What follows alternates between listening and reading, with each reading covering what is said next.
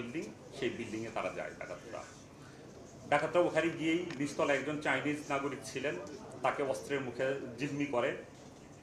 আর এই ঘটনার সময় ডাকাতরা আমরা যেটা দেখেছি, আমরা আমাদের প্রাথমিক তদন্তে আমরা যেটা দেখেছি যে বিভিন্ন দলে ভাগ হয়। একটা দল মেইন গেটের বাইরে থাকে, আর একটা দল থাকে আপনার মেইন গেটের ভিতরে, যারা এই গার্ডদের নিয়ন্ত্রণ করছিল। আর একটা দল গ্রাউন্ড ফ্লোরে যে চাইনিজ নাগরিক ছিল তাকে জিম্মি করে রাখে। আর একটা দল উপরে চলে যায়, দোতলায় চলে যায় এবং বিভিন্ন জায়গায় মালামাল, টাকা পয়সা সেগুলো লুণ্ঠন করতে থাকে। এরই মধ্যে আমরা দেখেছি যে তারা ওই ভবনের ভিতরে যে সিসি ক্যামেরা ছিল, একসময় তারা সিসি ক্যামেরাগুলো ভেঙে ফেলে, যাতে সিসি ক্যামেরা যাতে রেকর্ডিং না হতে পারে। এদিকে যখন তারা বিভিন্ন মালামাল লুণ্ঠন করতে থাকে, তখন একজন চাইনিজ নাগরিক সে বাধা প্রদান করে। বাধা প্রদান করার ফলে তাকে ধারালো ছুরি দিয়ে তাকে কুপিয়ে গুরুতর জখম করে। এখন সে 8 দিন হসপিটালে চিকিৎসাধীন আছেন। আমরা র্যাপিড অ্যাকশন ব্যাটালিয়ান খবর পাওয়া মাত্রই ঘটনাস্থলে আমাদের টিম ছুটে যায়। আমি নিজেও ব্যক্তিগতভাবে ঘটনার পরপর আমরা ঘটনাস্থল পরিদর্শন করে ওইখানকার যে তথ্যপত্র সেটা আমরা সংগ্রহ করি। এখানে আমাদের জন্য সুবিধা হয়েছে যে আমরা কিছু সিসিটিভির যে ফুটেজ আমরা সংগ্রহ করতে পেরেছি। আর ডাকাতটা পালিয়ে যাওয়ার সময় ভুলে তাড়াহুড়ার সময় তাদের একটা ফোন রেখে যায়, সেটার সূত্র ধরেই আমরা আমাদের আভিযানিক কার্য পরিচালনা করি। এবং আমরা দেখেছি যে এই প্রায় 15 থেকে 20 জনের ডাকাত দল এই ঘটনায় অংশগ্রহণ করেছে। আমরা তাদের অনেককেই আইডেন্টিফাই করতে সমর্থ হই এবং এদের গ্রেপ্তারের জন্য অভিযান পরিচালনা করতে থাকি। তাদের শেষ পর্যন্ত আমরা 5 জনকে গ্রেপ্তার করি, 5 জন ডাকাতকে, এবং থানা পুলিশ 1 জনকে গ্রেপ্তার করে। আমরা তাদের পজিশন থেকে 3টি বিদেশি দামি ব্র্যান্ডের ঘড়ি আমরা উদ্ধার করি, লুণ্ঠিত ঘড়ি। আমরা 2টা মোবাইল ফোন পাই এবং 15,700 টাকা আমরা উদ্ধার করি। এই উদ্ধার অভিযান এবং গ্রেপ্তার অভিযান, এই অভিযানটা অব্যাহত আছে। এখানে যেটা দেখা গেছে যে 5 জনকে আমরা গ্রেপ্তার করেছি, এরা মূলত হলো কেরানীগঞ্জ এবং মুন্সিগঞ্জের বাসিন্দা।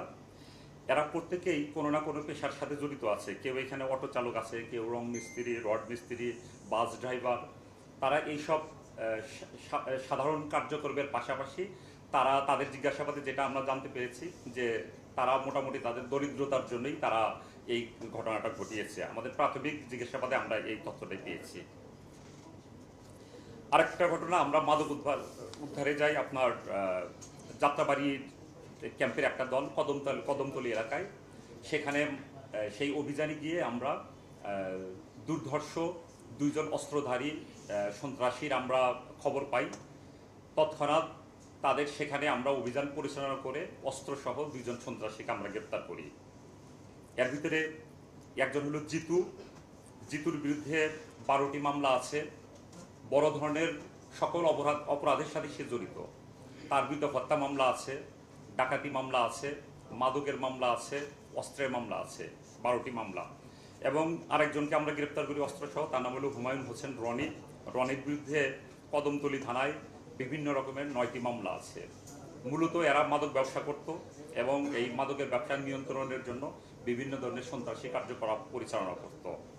এদের কাছ থেকে আমরা 1টি বিদেশি পিস্তল, 1টি 1 নলা বন্দুক ও 6 রাউন্ড গুলি আমরা উদ্ধার করি। এদের বিরুদ্ধে নিয়মিত মামলা, অস্ত্র আইনে ডিএমপি ঢাকার কদমতলী থানায় নিয়মিত মামলা রুজু হয়েছে। আপনারা ইতিমধ্যে অবগত আছেন যে গত 12 তারিখে আমরা একটা অভিযানে যাই পাবনা সদরে।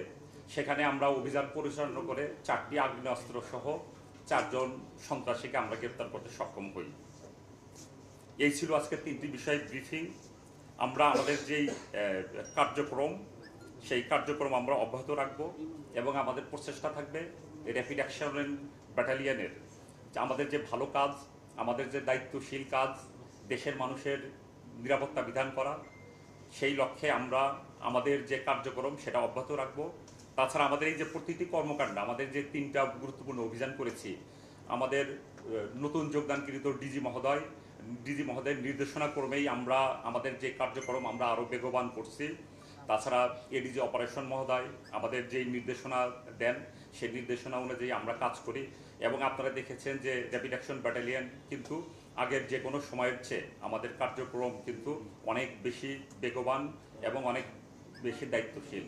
বিশেষ করে 5 আগস্টের পরবর্তী সময় থেকে আমাদের যেই কার্যক্রম, সেই কার্যক্রম শুধুমাত্র জনগণের যান এবং মালের নিরাপত্তার জন্যই আমাদের, এবং আমাদের এই কার্যক্রমের ভিতরে মানে কোনো প্রকার আমাদের যে দায়িত্বহীনতার কোনো প্রকার লেশমাত্র আপনারা পাবেন না। আমরা পূর্ণ দায়িত্বশীলতার সাথে আমাদের যে পেশাদারিত্বের সাথে আমরা আমাদের দায়িত্ব পালন করছি।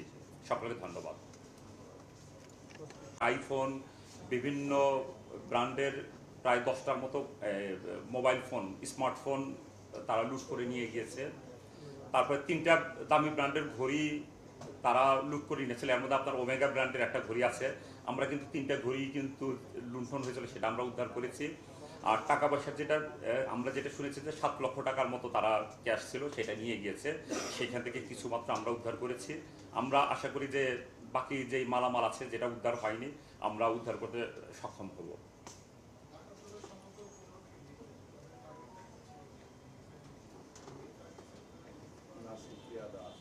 রাইট, এটা আমাদেরও আসলে প্রশ্ন ছিল যে এইখানে অন্য কোনো বিষয় এখানে আছে কিনা।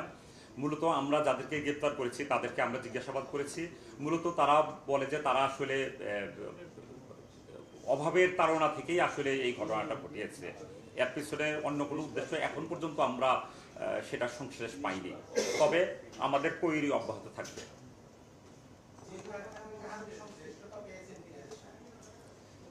এই 5 জন ছাড়া আমাদের প্রথমের দিকে সন্দেহ ছিল যে এইখানে যারা সিকিউরিটি গার্ড হিসেবে যারা আছে এদের কোনো প্রকার সংশ্লেষ আছে কিনা। তাছাড়া যখন ঘটনা ঘটে তার আগে একজন কর্মচারী বাইরে গিয়েছিল, তারপর আবার ভিতরে আসে, এই বিষয়গুলো ছিল প্রাথমিক সন্দেহের তালিকায় ছিল। আমরা তাদেরকে নিয়ে জিজ্ঞাসাবাদ করেছি, তাদের যে অনলাইন অ্যাক্টিভিটি সেগুলো আমরা দেখেছি। এখন পর্যন্ত আমরা সংশ্লেষ পাইনি, বাট সংশ্লেষ আমাদের কাছে মনে হয় হয়তো বা থাকতেও পারে, বাট আমরা সেটা প্রচেষ্টা অব্যাহত রাখছি যে কারো সংশ্লেষ আছে কিনা।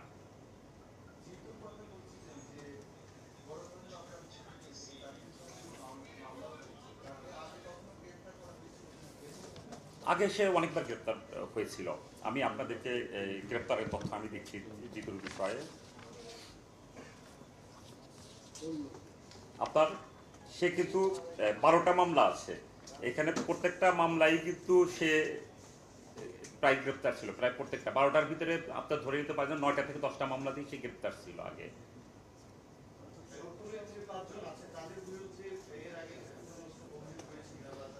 জি, এই 5 জনের ভিতরে আমরা অলরেডি 3 জনের বিরুদ্ধে মামলা পেয়েছি, আগে থেকে তাদের বিরুদ্ধে মামলা ছিল।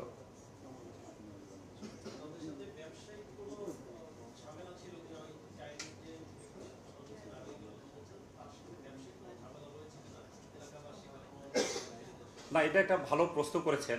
এটা আসলে তদন্ত মামলা হয়েছে, এটা তো আসলে এটা তদন্ত হবে, এগুলো আসলে ডিপ অ্যানালাইসিস গভীরভাবে যখন ইনভেস্টিগেশন হবে তখন এই বিষয়গুলো বের হয়ে আসবে।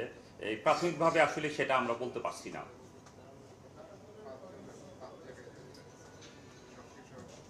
না, সবাইকে শনাক্ত আমাদের সিসি ক্যামেরার ফুটেজে কিন্তু সবার ফেস রেকর্ডিং আছে, বাট আমরা আরও 5-6 জনকে আইডেন্টিফাই করেছি। আমরা 5 জন গ্রেপ্তার করেছি, থানা পুলিশ একজনকে করেছে 6 জন, আমরা আরও 5-6 জনকে আমরা আইডেন্টিফাই করেছি, তাদের গ্রেপ্তারের প্রক্রিয়া চলছে।